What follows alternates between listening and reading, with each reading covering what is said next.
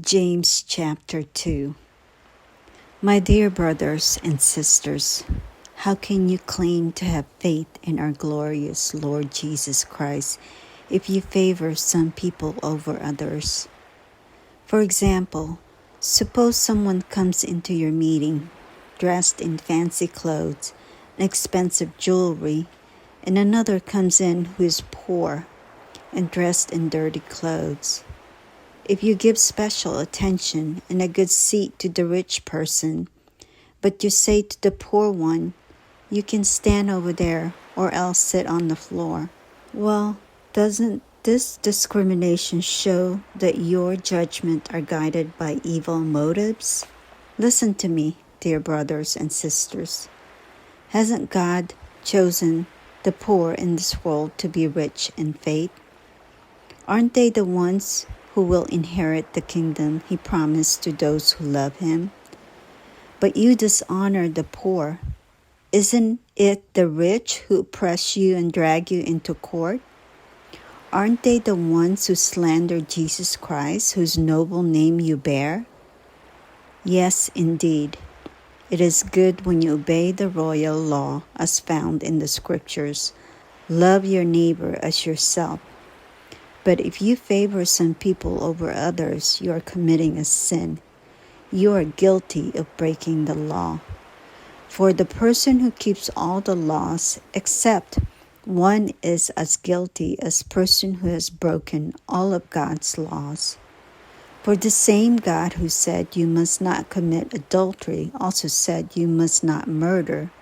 So if you murder someone but do not commit adultery, you have still broken the law.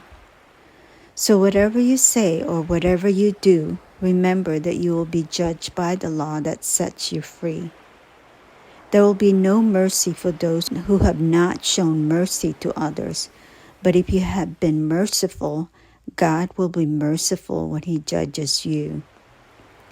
What good is it, dear brothers and sisters, if you say you have faith but don't show it by your actions? Can that kind of faith save anyone? Suppose you see a brother or sister who has no food or clothing, and you say goodbye and have a good day, stay warm and eat well, but then you don't give that person any food or clothing. What good does that do? So you see, faith by itself isn't enough unless it produces good deeds. It is dead and useless. Now someone may argue, some people have faith, others have good deeds. But I say, how can you show me your faith if you don't have good deeds? I will show you my faith by my good deeds. You say you have faith for you believe that there is one God. Good for you. Even the demons believe this and they tremble in terror. How foolish. Can't you see that faith without good deeds is useless? Don't you remember that our ancestor Abraham was shown to be right with God by his actions when he offered his son Isaac on the altar? You see, his faith and his actions worked together. His actions made his faith complete. And so it happened just as the scriptures say. Abraham believed God, and God counted him as righteous because of his faith. He was even called the friend of God.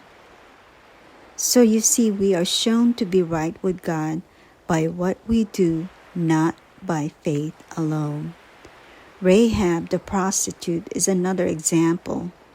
She was shown to be right with God by her actions when she hid those messengers and sent them safely away by a different road. Just as the body is dead without breath, so also faith is dead without good works.